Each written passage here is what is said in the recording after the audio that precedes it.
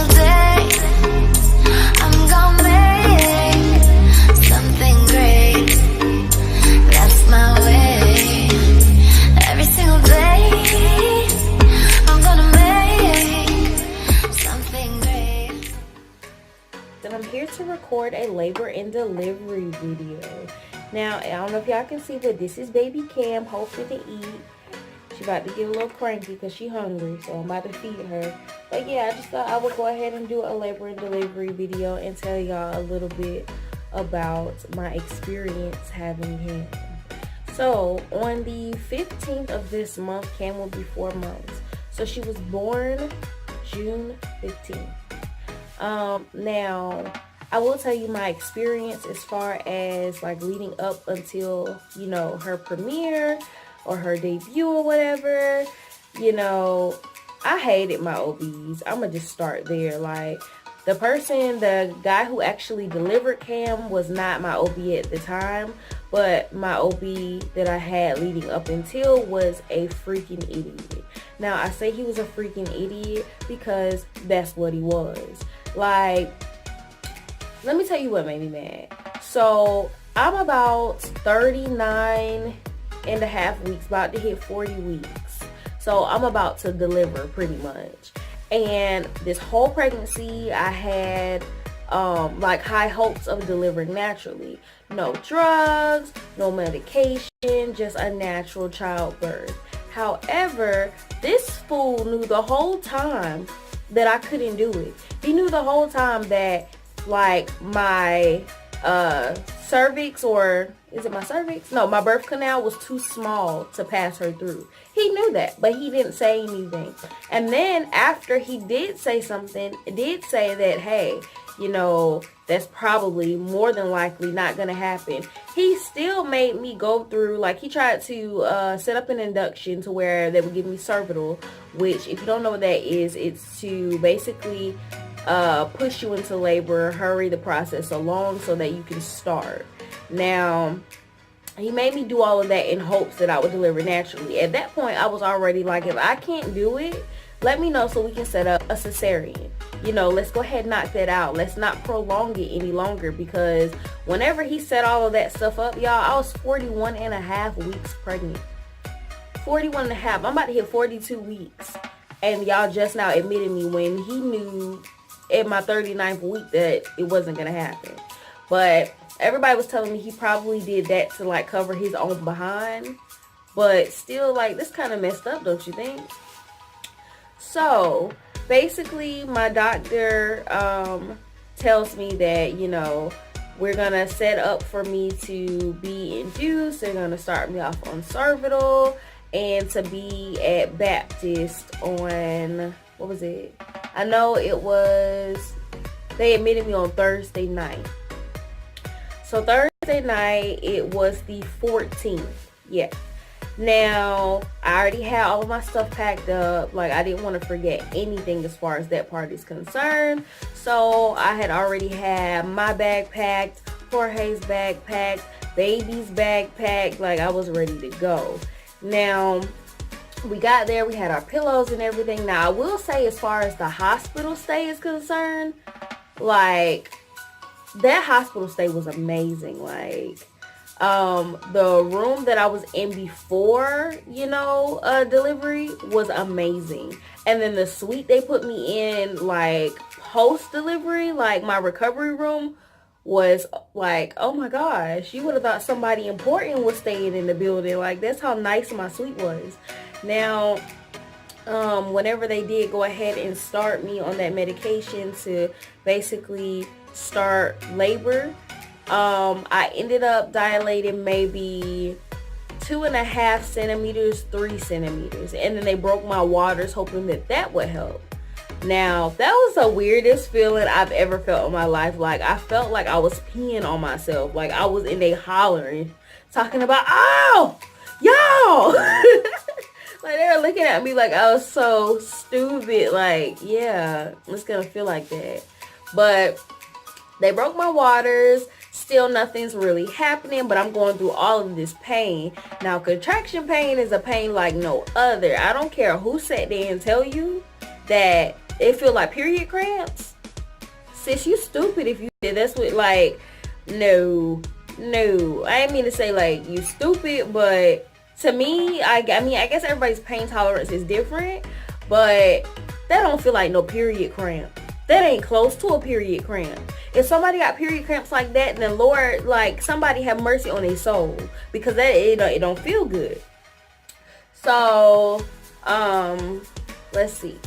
They go ahead and try to come back and check to see how far I've dilated after that. I'm still at 3, maybe 3.5 centimeters at this point, but I'm not budging past that. Like, Cam had other plans. She was not trying to come. Like, and then, like I told you, I was almost 42 weeks. I hadn't gone into labor. My water hadn't broken on its own. She was not, descending into the birth canal. Like, Cam was in need chilling. She was like, look, y'all gonna have to come in here and get me out, because I ain't leaving. Like, it's a hot day in South Carolina. It's the summertime. Y'all can keep it. So they go ahead, they check to see if I'm dilating. Like I said, I'm still at 3.5, and we're getting nowhere. So then I'm like going through all this pain, and it hurts like no other. So then at that point, up until then, I was trying to be cute, taking pictures, trying to say, no pain, no gain. Let me tell you, that pain is something serious. So at that point, they were talking to me about getting an epidural. They were like, we can go ahead and get you an epidural, but if you want it, you need to say something like now, because once the anesthesiologists get to making them rounds, they might not be able to come back and, get you. You're going to be stuck. So, what else ended up happening? Yeah, so after all of that, I was like, you know what? I'm going through a whole lot of pain, and we getting nowhere. Maybe the epidural will help push things a little further along. So I'm like, you know what? Go ahead, bring me the drugs, bring me whatever you gotta bring me, because this pain, it ain't fun. Like, this ain't where it's at. So they go ahead and they have the lady come in, and she's administering my epidural, and I'm scared. Like, I am scared. I'm terrified, because I'm not afraid of needles. I can get a shot, like, you can draw blood, but in my spine, no. No, honey, it's not an easy feeling. But now that I look back on it, it was a small price to pay to be pain free, So I get the epidural, and I'm feeling like really emotional. And at that point, Jorge was really my rock. Like, he had my back, and he was basically telling me, like, it's gonna be okay. You did great. You handled it like a champ. We about to meet our baby, so just hang in there. So I really needed that, and I was really thankful for that, all in all. Now, our families are there at this point. Things are a little awkward. We're not really sure how everybody's meshing, but, we just kind of trying to feel it out. Now, let's see. I'm still not getting any further dilated at this point. Like, Cam is at a standstill, and she like, I'm about to fight y'all. I ain't coming out. So they go ahead, they set up my C-section. Finally, I got a doctor who, the light bulb went off, like, this ain't finna happen, cuz. So let's move this along. So they go ahead, they set up my cesarean section.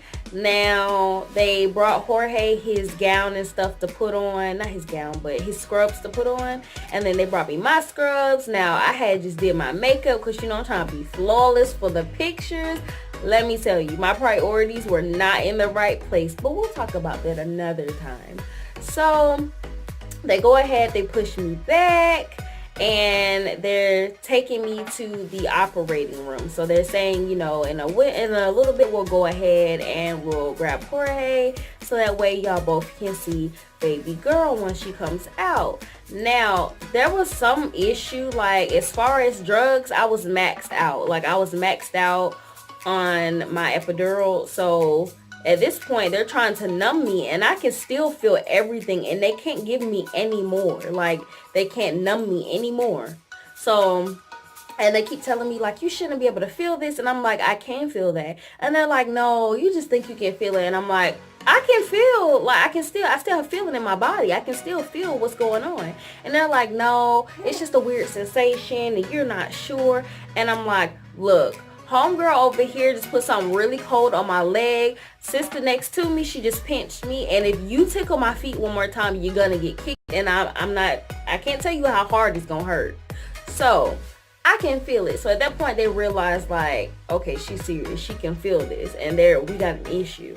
So at that point, they're telling me, look, you got two options. Either we can go ahead and give you the spinal tap and you'll be kind of like paralyzed from the neck down for about 2 hours till it wears off. Or we'll just go ahead and put you under anesthesia. You'll basically feel like you're taking a little power nap. You'll wake up and then you'll have all motion and all that, and Cam will be out. So at that point, I'm tearing up. I'm crying. I'm boo-hooing because, like, that's not what was in the plan. I never contemplated, something like that. And as far as being paralyzed from the neck down for 2 hours, I wasn't with that. Now, I have had a tonsillectomy before, and I remember them putting me under anesthesia then. So I was like, you know what? I'll go ahead and take the cat nap. Now, they go ahead, they put me under. I'm still crying because I'm sad and I'm emotional and things ain't working out right.